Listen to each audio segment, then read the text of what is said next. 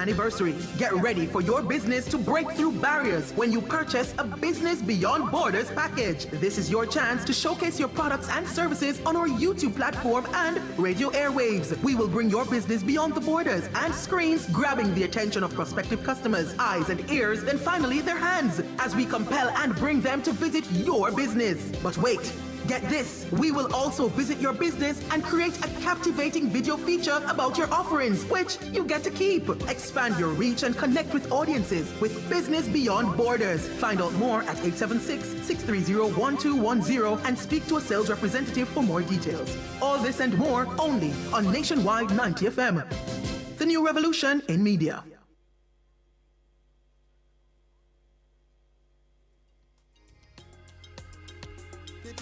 Champion.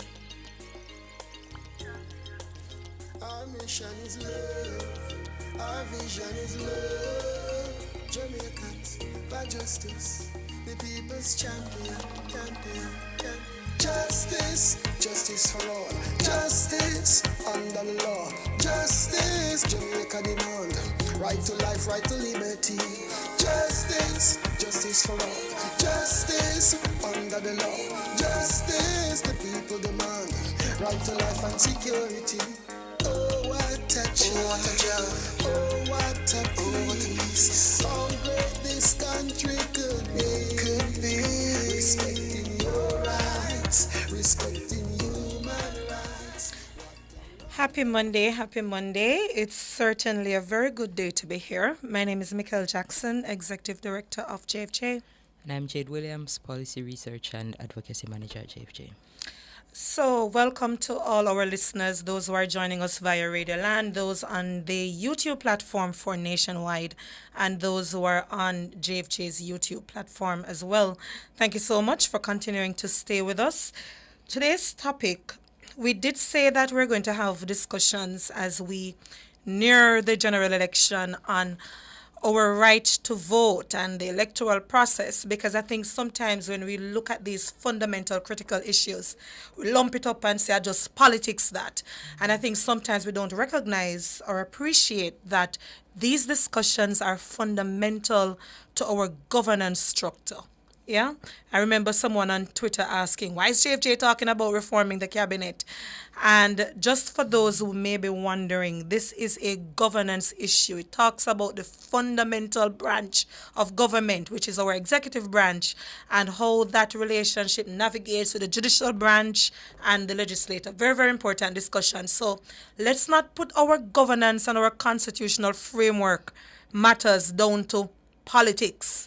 And the language of politics, there is somehow partisan. No, these are fundamentally governance issues, and I hope we have these conversations about how we can enhance our governance. And we're going to be joined by Dr. Michael Whittle, who is research economist and sustainable development. Research economist Okay. of sustainable development at the University of the West Yes, Indies. thank you so much, Jade. And Clyde Williams, attorney at law. I just need to make this little correction here. Minor correction, but just important. Yes. Yeah? So over to you, Jade. All right. So in line with our topic, we do have, or did you know for this week, and it's a little bit of historical context as to the structure of our government and how that has changed over time.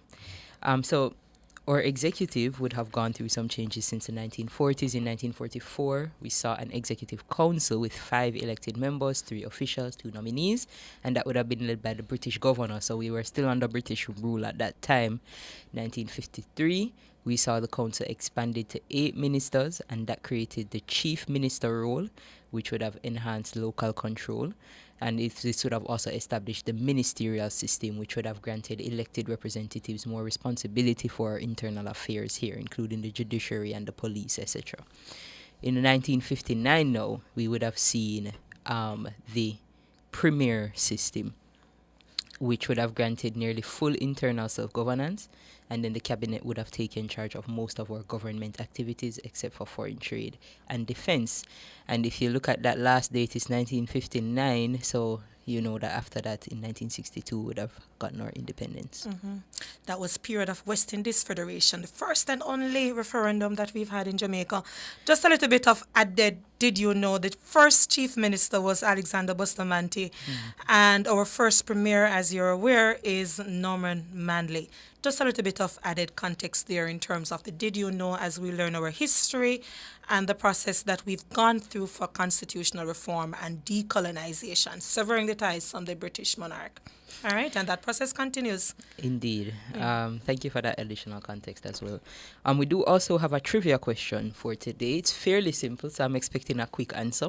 But it is, what section of the Constitution establishes the cabinet? So what section of the Constitution establishes the cabinet? You can respond on our Instagram, or you can respond in the Nationwide YouTube chat, or via WhatsApp at 239-7583.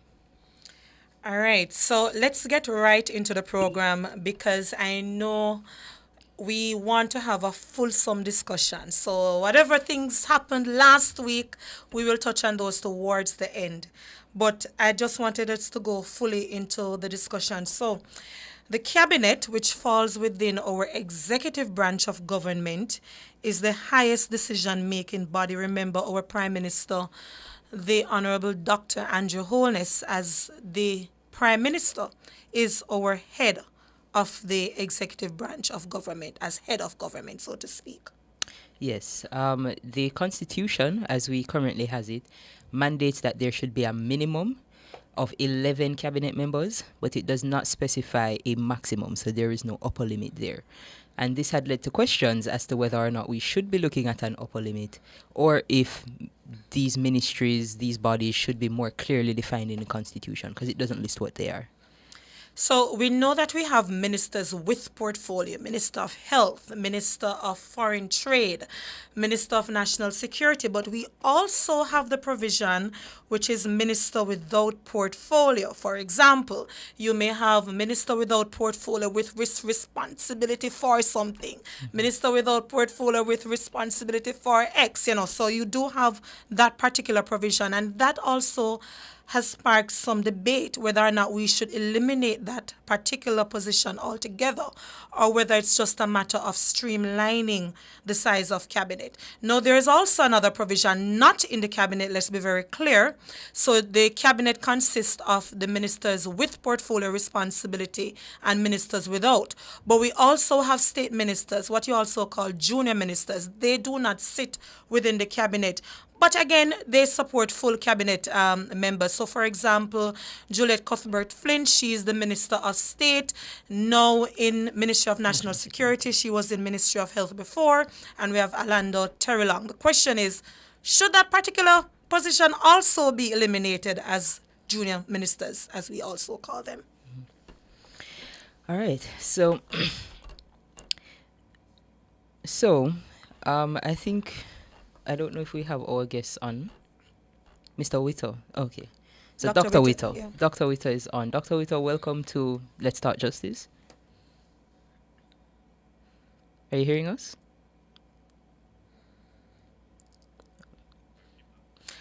One of the other things we want to look at.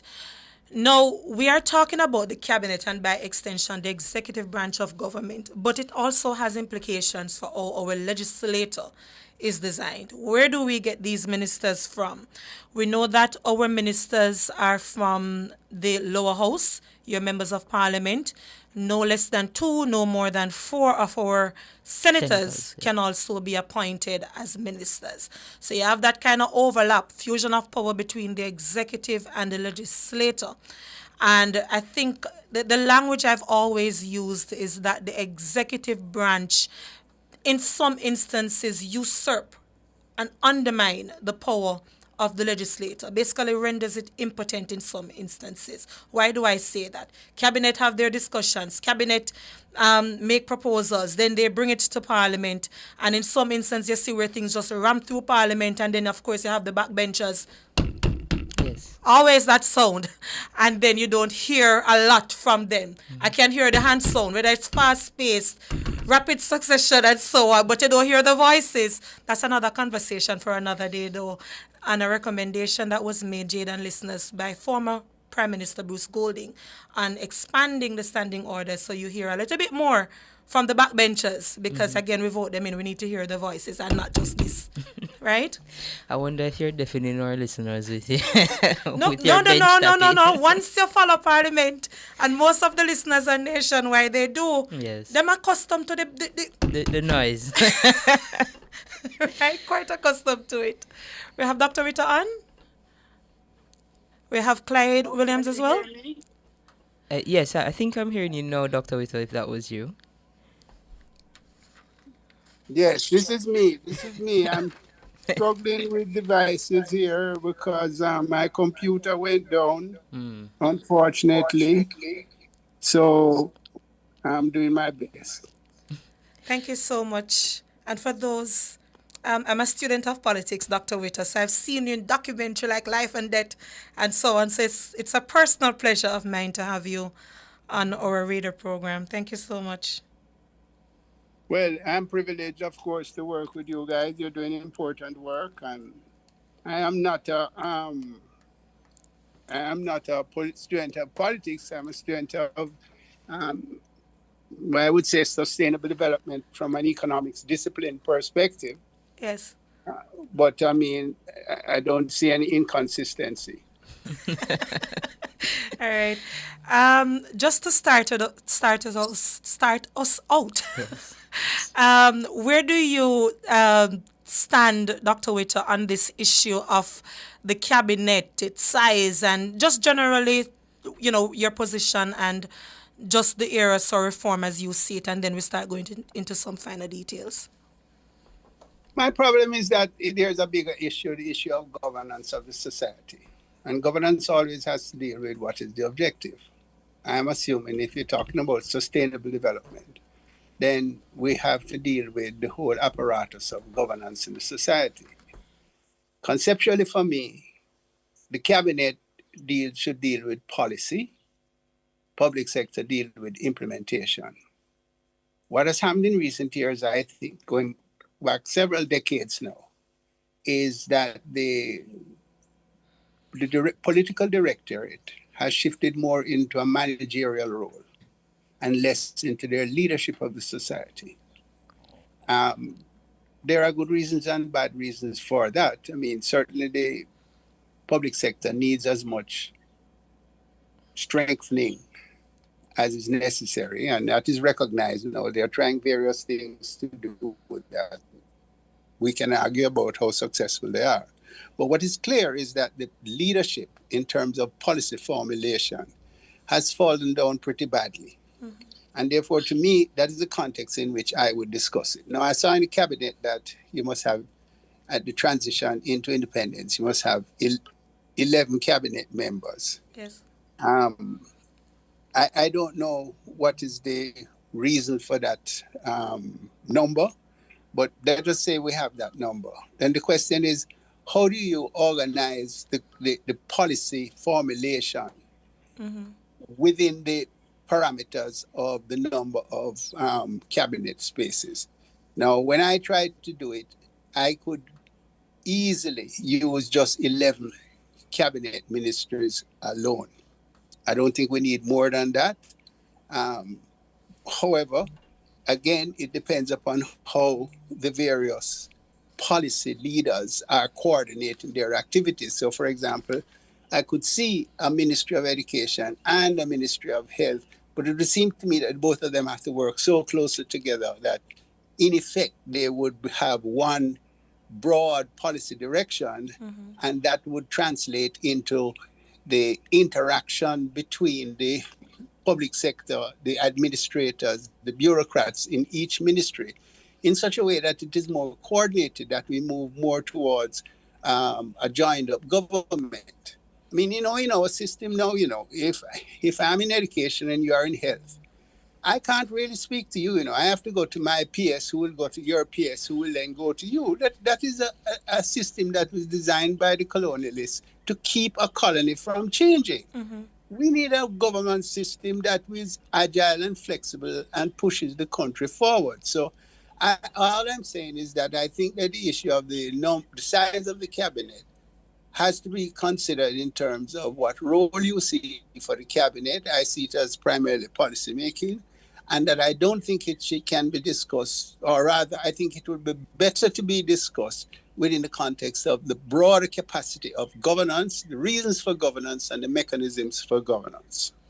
Thank you. That's how I would see it. Yeah, I want us to pick up on some elements of what you just said, because if we're talking about agility, why am I having a tongue-tied issue?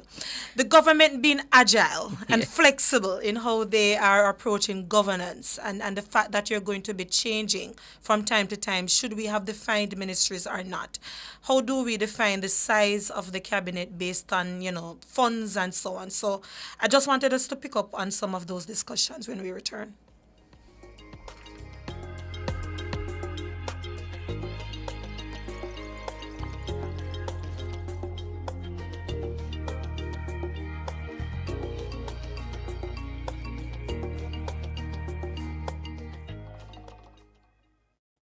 Yes, me get the last cheese.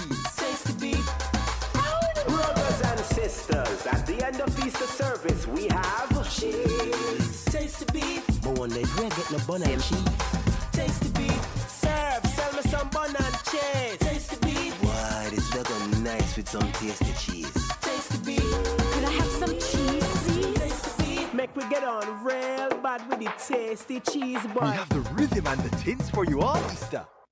Revamp your space with Unique Living sleek fixed and sliding shower panels, shower systems and faucets, stylish vanities, LED and non-LED mirrors, basins and kitchen sinks, closet and storage solutions, hanging aids, and more. Available in different finishes and sizes to match your style. Transform your space and visit us today at shop number 6, 30 Dunrobin Avenue, Kingston 10. Call us at 876-755-3661 or visit our website at uniquelivingja.com to shop.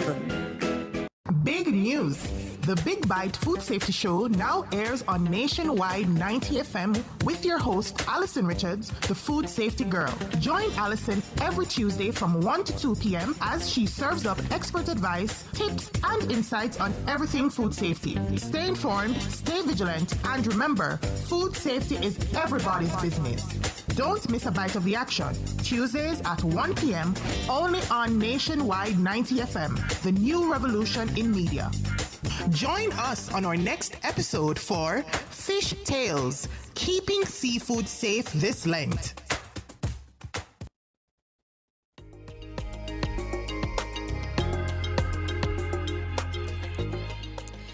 Welcome back to Let's Talk Justice. We've been discussing reforming the Jamaican cabinet. We are joined by Dr. Michael Whittle,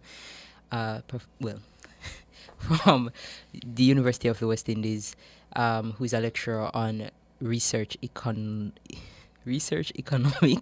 in sustainable development. Dr. Whittle, thank you again for joining us. Before the break, you would have discussed your thoughts on the way our cabinet has been structured and the number of persons in that cabinet. And based on that perspective, we were wondering if you think it is necessary then for us to define those ministries in the Constitution and how that would look. Your volume has gone down. I don't know if it's my instrument or not, but I think you were asking me if there's a way in which I would define those ministries.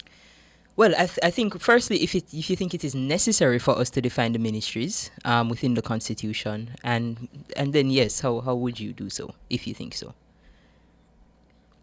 Okay, well, just by way of correction, I'm now retired from the university, but it's always a privilege to be associated with the University of West Indies. Okay, for sure. Let me say, no, I don't think it should be written down in Constitution or in law as to what the ministries are, because conditions change over time. Mm-hmm. For example, we now have a problem where if we are taking a sustainable development approach, many of our issues are connected. So there are many cross-cutting issues which don't fit naturally into any one portfolio definition. And one can see where over time these could change. I would have my own views as to what are the basic ones that we need. I could find a basic 11, yes.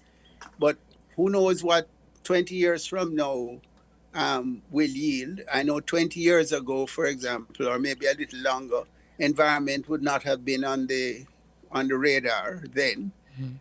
So, I wouldn't want to see it fixed in stone. I don't even care for the minimum number of 11, but if we have to have 11, I think we could easily fit the major responsibilities within 11 ministries. However, I would insist, or rather, I would encourage that there's cooperation, functional cooperation among those ministries, that they are not fiefdoms unto themselves operating in isolation. So, yes, I could name the 11, but I think any 11 that you name is going to depend upon what the goals of the government are. My goals would be sustainable development. In recent times, governments seem to be concerned about short-run macroeconomic stability as defined by the International Monetary Fund. That's a completely different thing. The challenge, Dr. Whittle, is that we see where government and their priorities shift once, twice, thrice in their 5-year lifespan. And you see them across different ministries. So, for example, the last administration had a specific ministry for environment, where you're seeing that particular area now is simply a portfolio, not even portfolio, an area of responsibility by the Office of the Prime Minister. And then I look at it from a cost perspective as well, wherein we can change ministries. I believe even the Ministry of Education, if you look at how that has evolved, and even again during this 5-year life, you see where it's now Ministry of Skills and I think 4 other words. The name evades me. Not being facetious, I really didn't remember. Yeah. But when you look at it, the question is, what are the cost implications in some respect for website development and so on? I'm not sure. But the challenge is that when we have a plan, yes, we have to be flexible and agile. But I'm a little bit concerned about the frequency with which those plans seemingly change across administration and within an administration itself. Well, I mean, plans will change because as priority shifts. So that is understandable. Is it costly? Yes, it's probably less costly now than it was years ago when, for instance, stationery had to be changed and all those kinds of things. So in the digital age, we should be able to be much more flexible. So it is costly to do that. I do think that there are some basic things that, don't change. For example, finance shouldn't change. Environment, in my view, should never change. Production should never change. But production, as I conceive of it, is a close relationship between agriculture and industry and commerce. Infrastructure cannot change. But what do you mean by infrastructure? For me, it would mean road, transportation, the utilities, energy, all of those things, that telecommunications, those things that come together. Yes. What we have now is that the road people will go along and they'll dig up the road and they'll cut the telecommunications cable and they'll cut the pipe for the water commission, and then we have another problem. Instead of everything being done together in a coherent fashion. So I could see where there are some basic things that need to be done, but there may be times, I think this may be one of those times, when some aspects of governance need particular attention. And in this day and age with environment and climate change, I think that has to be one. But then there are old ones. There's the one that you are organized around, human justice. In the broadest sense of justice, and ultimately going back to the fundamental inequalities, both in the economy and in the society. Yes. So I can see where, a government would say, well, for the first 2 years, we're paying attention to this, and the next 2 years, we're paying attention to that. I don't care for this capricious thing where you just create portfolios just to give jobs for the boys or girls, as the case may be. And then the opposite extreme now, where you have a ministry of the earth and the sky, where everything is under one person. That doesn't make any sense to me either. Yeah. So I would go for flexibility, but flexibility within some long-term parameters. So, for Yes. example, education is obviously something that I think should be always there. Now that the Americans are abandoning education, it remains to be seen whether those who follow what the Americans do are going to even pose such a ridiculous thing in our context. But we have to be prepared for anything in this day and age. You know, you mentioned creating jobs for the boys and so on. And I remember years ago, and I just pulled it up, Dr. Whittle. Under the previous administration, Portia Simpson Miller, she was heavily criticized about the size of her cabinet, including herself. I believe the cabinet size at that time was 20. And that does not include, of course, the ministers of state.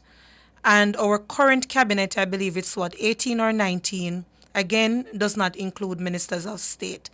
So the size we mentioned before, but if you could walk us through what exactly you mean, and perhaps in having the discussion now about the ministers without portfolio with responsibility for something, what is your view on both size and that particular title, if you call it? Well, there again, it's very important that you have my perspective to understand what I am thinking, right? My own view is that members of parliament must represent their constituencies. They should not be taken out of their constituencies and given jobs in Kingston that take them away from representing the interests of their constituents. In that context, then the issue of what is the structure of the cabinet will vary. I don't see why you need a junior. If, in my view, the minister is the policy leader. I don't see why you need a junior policy leader in any ministry. Or I don't see why any ministry's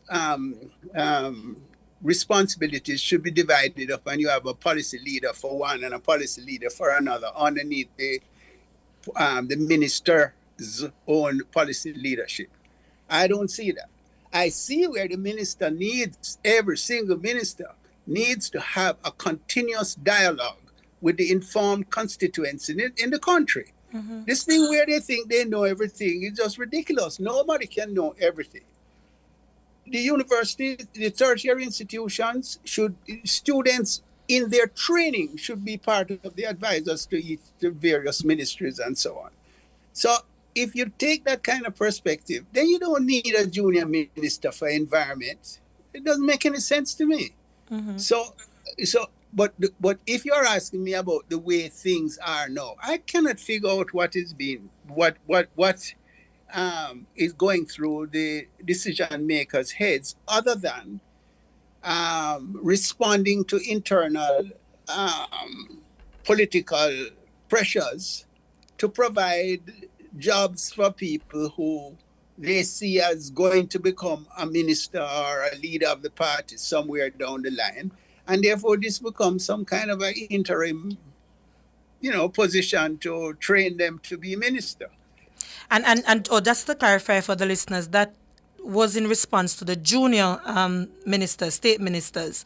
I had asked, though, Dr. Witt, about the ministers without portfolio, but I do take your point on principle. It's the same thing. Yeah. The ministers without portfolio are within a ministry. Yes, the super ministry, as some would call it, over Yes. successive administrations, office of the prime minister. So Yes. you have minister without portfolio. What are they currently now? Minister without portfolio with responsibility for works. Yeah, That's and Robert Nesta environment. Morgan, and you have environment. Yes. That's Matthew Information was Samuda. there, but it was moved. Yes, and that's with Dr. Dixon. Yes. And the recent one, I'm not sure if you heard the recent one that Ambassador Audrey Marks, she was appointed. Interestingly enough, the title, Dr. Witter, is efficiency. I think perhaps a similar version to Doge that the US Yeah. has to look at how efficient we are with our spend from public sector purse. Yeah. So I found that quite interesting, actually.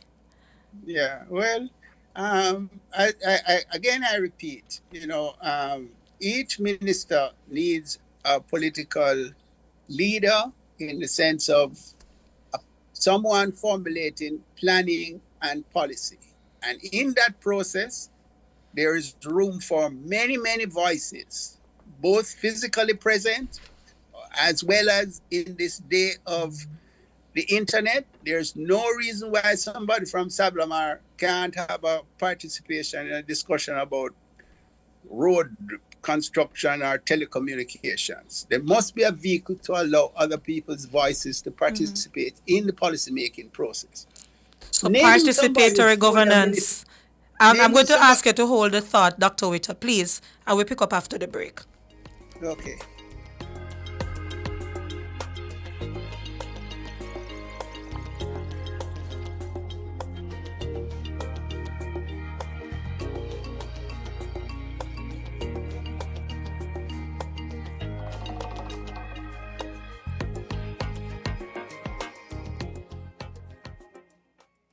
At the Jamaica Customs Agency, we care for our employees, customers, stakeholders, citizens, and our country. Customs cares. The temperature by the Jamaica Customs Agency is 31 degrees Celsius here in Kingston, 29 out west in Montego Bay. Coveside Concert Series presents Timeless. It happens on March 29 at Plantation Cove, St. Anne. Featuring international superstar Dionne Warwick and more stars, Myrna Hague, Queen Marcia Griffiths, and Dwayne Stevens. Timeless, March 29. Showtime is 8 p.m. and tickets are now available at Fesco, Fontana Pharmacy, Plantation Smokehouse, and online at coveside.aitix.com.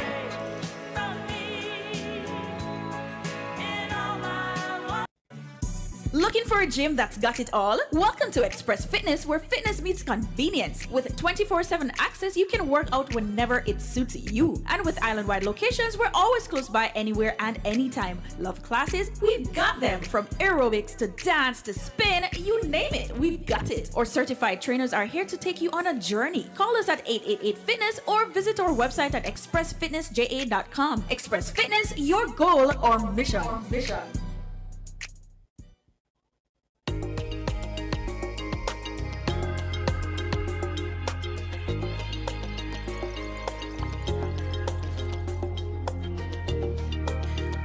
Welcome back to Let's Talk Justice. We've been discussing Jamaica's cabinet and looking at some areas for potential reform. We're joined by Dr. Michael Witter. Before the break, Dr. Witter, you were finishing a point on this existence of ministers without portfolios. And yes, finish your thought on that for me. Yeah, well, I think, apart from providing jobs for boys and girls, it also, I think, arises from the notion that the political directorate has some responsibility for managing the public sector. So that the day-to-day management of the various responsibilities within a particular portfolio. You gave some examples of, ministers without portfolio who have responsibilities, say for efficiency, say for works, say for the environment.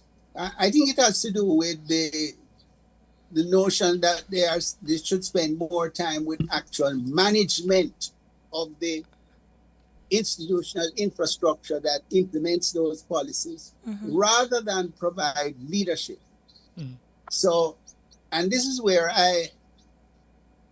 I'm suggesting that you pay attention to the context in which I am saying the things that I'm saying, namely that I think that at the ministerial level, the emphasis should be on leadership.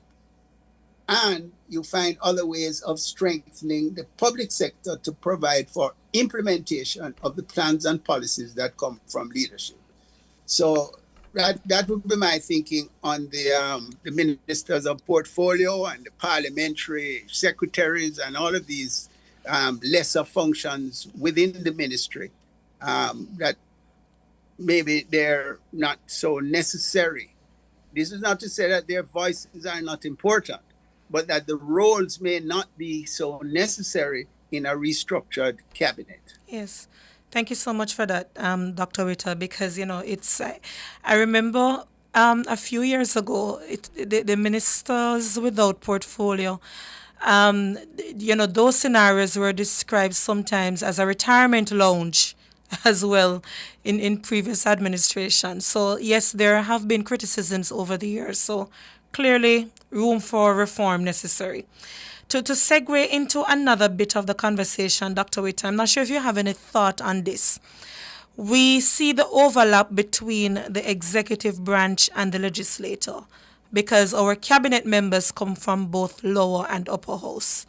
And we've seen in some instances wherein, I'm not sure to whom they're loyal, where the loyalties lie, so to speak, of the legislator in some instance. Are they voting on issues because it's in the best interest of their constituents? Or are they merely knocking the benches, as I was alluding to earlier? Because the executive branch, the cabinet, they come, they put forward their proposals. The head of the cabinet, the prime minister, is there. In one Caribbean island, I remember a bill was being passed and the prime minister was looking on the other side, basically saying you better vote accordingly. Not Jamaica, no. Let me not call that country's name, but it's not Jamaica. So, I'm just wondering if you have any thoughts, Dr. Witter, on how and whether or not we should have some separation between the legislator and the executive, as you see in, the presidential system in some instances. No, I'm strongly in favor of that. I'm strongly in favor of that separation. I think representation has suffered as a result of it, and it really plays into the pork barrel nature of the politics. Because you see, if the member of parliament is in the cabinet or close to the cabinet, it gives that constituency a better chance at participating in whatever largesse, whatever pork barrel, whatever expenditure, to put it bluntly, whatever expenditure is going to be made in the constituency. So if you have a road program and there's a road program that the government announces, and my representative in my constituency is not in the cabinet or close to the cabinet, the chances of the roads in my constituency being fixed are not as great as the chances are for someone whose representative is in the cabinet. So I think it is tied in with the way in which governance decisions are made. My view is that there is much greater need for representation of the needs of the particular constituency than there is for them to participate in governance. And so I would certainly advocate, if there is any kind of a change in the constitution, that that separation be done as it is done in presidential systems. Now, I don't know that that is even close to being on the agenda now, so I didn't raise it that way. But I think that there are ways in which, for example, a party leader could insist that those who represent his or her party should meet once or twice a year with the constituents in a structured way in which the interests of the constituents are defined, strategies developed, and that pass through the system ultimately into the parliament. So there are ways in which the government, I think, as it is now, if it wished, could strengthen the representational role of the population. Dr. Witter, as you said that, without going into the Portmore debate at all, because we don't have a position here at JFT. I don't want to be misunderstood by the listeners. Not that we don't have a position, we don't have a public position that we will be sharing. Let me reframe as well. But as you made that statement, I recall listening to colleagues here on this station about the Portmore debate. And one of the commentary was that it was in a manifesto by the government. And I said, absolutely, it was. And people voted for the government. But that's another conversation about the first past the post system. But the manifestos, Dr. Witter, they are published what? They're beautifully designed documents from both political parties. But they are published what? A week or so before a general election. So have we really done that participatory governance that you have articulated with that, or are you suggesting something more comprehensive, timely, as you said, once per year rather than once every 5 years when you're looking a vote? Just to clarify for the listeners. Well, the party platform that is published just before election is basically what the marketing people think that people will vote for. It doesn't have anything necessarily to do with what the real needs of the population are, of the population as a whole, and of certainly of the various constituents. It's just something that looks pretty, and it's used as a marketing device. And as you know, the next day after the election, it is forgotten completely. I mean, to be fair to some of the political parties, Dr. Witt, they may say that they have thoroughly researched their proposals and they're proposing them in the manifestos. Well, they can say that, but I've been around long enough to know that there isn't very much thorough research that is done. And even if it is so, even if one could say that the marketer has come along and picked up what the various representatives think is happening in the country and put together in a nice, pretty document, that's fine. But, you know, I think representation is dynamic. One would need, for example, in each constituency, some long-run trajectory, some long-run plan. But at times, things change on a regular basis. I live in St. Anne, for instance, and it is there's an anarchic development going on the North Coast right now. And all of a sudden, there is a traffic congestion. So now they're going to widen the road. You can't plan the development to benefit people with this kind of reaction to things that come without a perspective. Yes. And I would love to know if there is any agency in the government of Jamaica, whether central or local, that has any idea of the development that is going on in an area like St. Anne. And that would be true for everywhere else. Yes. So it's not a presentation of idea. It's having ongoing active discussions with citizens, and we share our ideas and they respond accordingly. Exactly. And people at least get to know, I mean, presumably those who lead us would have access to more information. So I, as a citizen, would come up and say, look, I need a new road here. But somebody who has more information might show me what the other options are. And I would be willing to say, okay, let's put off the road this year in the next 5 years. And while we do whatever is supposed to be more important. But this dialogue is necessary, I think, in order for good governance. And unfortunately, given the way our system is now, I don't know if you have ever been into a constituency with a member of parliament, but it's not a very two-way process, It is Busher come and handing out goodies, and that's not appropriate, I think, for sustainable development. And that is my ideological perspective, sustainable development. Yes.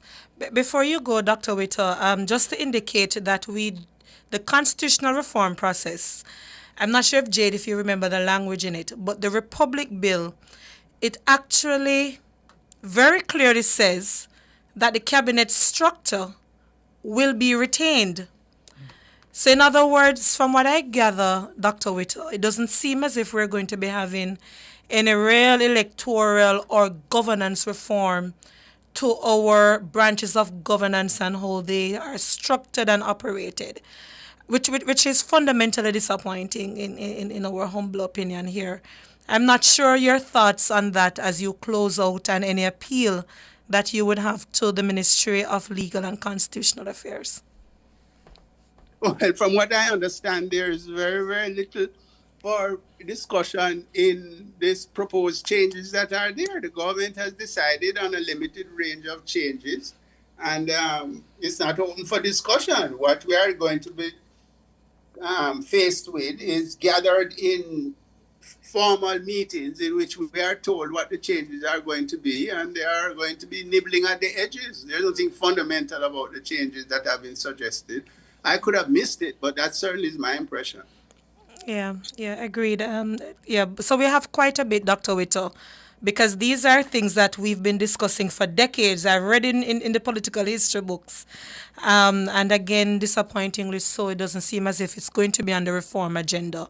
Because if a bill, as I stated, is going to be passed, that says that the cabinet structure is going to be retained again, it suggests that it's closing the doors to any such recommendations. But yeah, thank you so much, Dr. Witt. I really enjoyed having you on the program. And I hope we can talk again. Okay, and thanks for the opportunity. Keep up the good work. Yes, have a good day. That was Dr. Michael Whittle, research economist of sustainable development, retired lecturer by the University of the West Indies. Yes. We take the break and we return.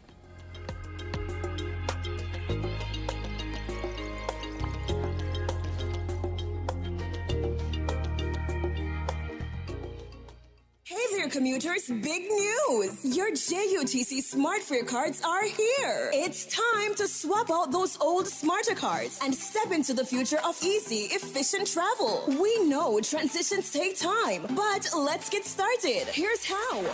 Grab your Smarter card and your ID. Bring it to any JUTC ticket office. We will then switch you to a Smart Fare card. Top up and voila! Your brand new Smart Fare card is ready to roll. No stress, your balance moves with you to your sleek, upgraded Smart Fare card. So, out with the old, in with the new. Right, with Smart Fare.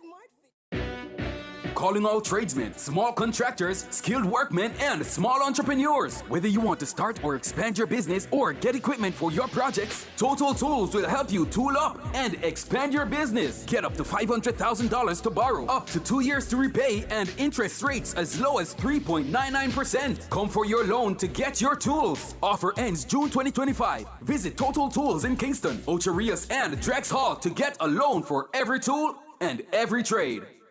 Big news! The Big Bite Food Safety Show now airs on Nationwide 90 FM with your host, Alison Richards, the food safety girl. Join Alison every Tuesday from 1 to 2 p.m. as she serves up expert advice, tips, and insights on everything food safety. Stay informed, stay vigilant, and remember, food safety is everybody's business. Don't miss a bite of the action. Tuesdays at 1 p.m. only on Nationwide 90 FM, the new revolution in media. Join us on our next episode for Fish Tales, keeping seafood safe this Lent.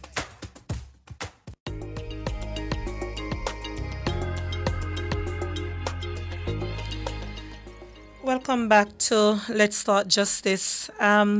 I see a comment here, Jade, from News Commentator, that a cost analysis should be done to see the cost of taxpayers for all these changes, because both political parties are always trying to outdo the other.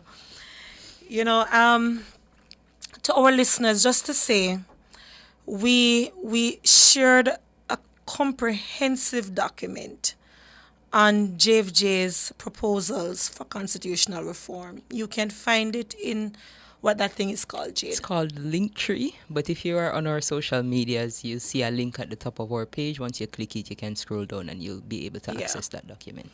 It's a comprehensive document that looks at changes in the executive branch, the relationship between the executive branch and the legislator.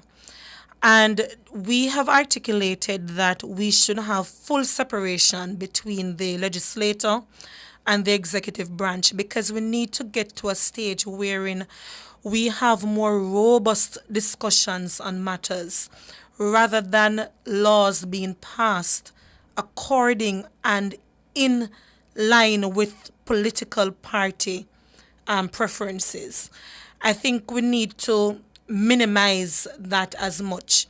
People may be listening on and say, but you still have people passing laws along party lines, even with a separation. In our humble opinion, we think it will be minimized a bit, because you're going to be having the ministers now who are not seated in the legislature. It means that almost, that impetus that you may have to just simply pass a bill to say because the JLP or the PNP, tabled it, you are so obligated. So I think that separation for greater accountability, because it should be the legislator that has accountability for the executive branch, not the other way around. And that is what we have seen. So that is a proposal that we made. JFJ also made a proposal to have an upper limit for the cabinet, because far too often you see, again, these enlarged ministries, or cabinet size rather. I think we need to have that upper limit.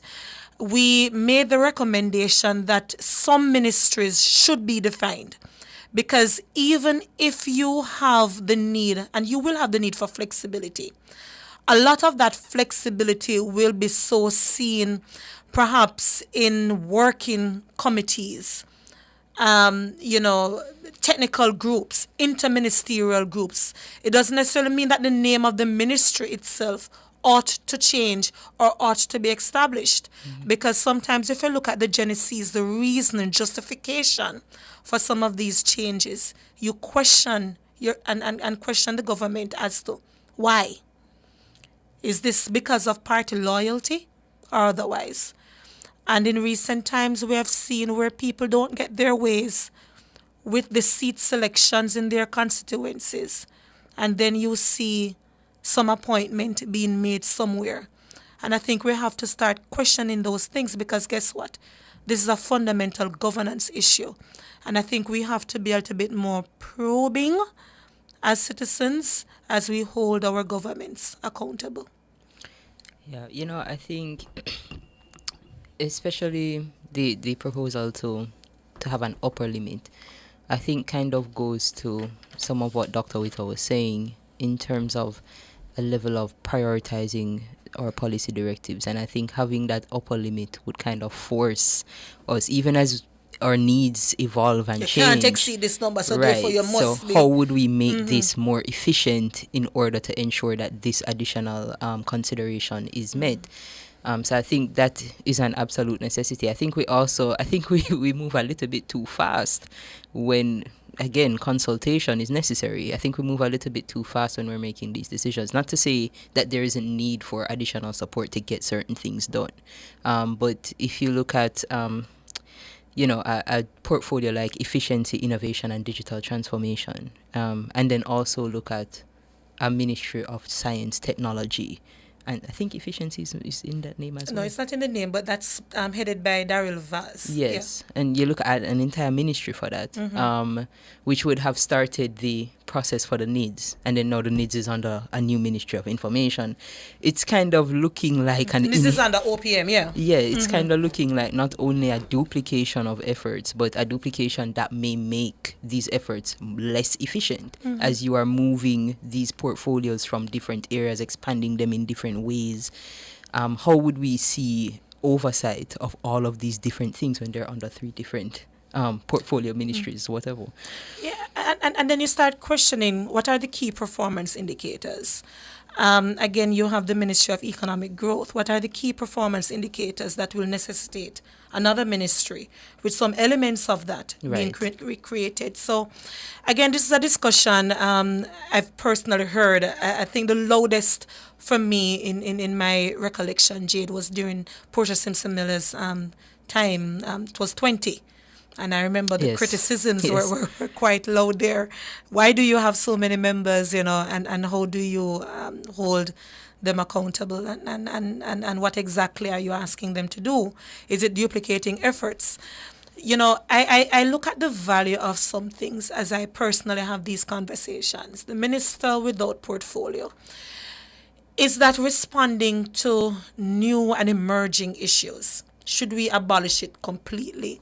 If we say that things perhaps, you need to be responsive to change and new dynamics, perhaps. But again, it should be limited in number. Ministers of state, I'm not sure such a position is important, given you have ministry with technical people. Because again, you start asking the question, yes, you want to train people. Yes, there are some ministries that are so awesome that you may need some added support. should that added support be from the political directorate or from technical people with the capacity? So I trust that we will be looking at these things because we have our constitutional reform process that is going on. And beyond getting rid of the monarchy or abolishing the monarchy, we should start by looking at fundamental changes that have a governance structure that works for us, respect our taxpayers' money. Very, very important because, again, governance is not a partisan issue. Yeah? Yeah. All right. So I think I'll just mention one thing in the week that was. We would have seen an announcement from Minister of National Security, Dr. Horace Chang, on the transition, something that JFJ has been inquiring about, the transition of those children who would have previously been considered uncontrollable under Section 24 of the Child Care and Protection Act, who would no longer be, right? Because that section would have been repealed and replaced with something completely different. What we're seeing from the Ministry of National Security is that the intention is now to separate these children from the general population of correctional inmates. And the indication was that a separate facility for these children has not yet been developed. I guess we should start from a place, Jade, of perhaps informing the listeners that last year we wrote to the Minister of State within the Ministry of National Security, Juliet Cuthbert Flynn, and we wrote to then Minister of Education, Favour Williams, to make these inquiries that you're making reference to. Know that the provision has been repealed. What of these children? Because you still have children detained. Incarcerated, which is the language. Incarcerated. Yes, yeah? Incarcerated, yes. Under a no repealed provision. And we offered our services to have these children, have a court review their matter to see if the orders could be lifted so that based on their own unique circumstances, they could perhaps be returned home and get certain interventions for the family themselves, again, based on the situation.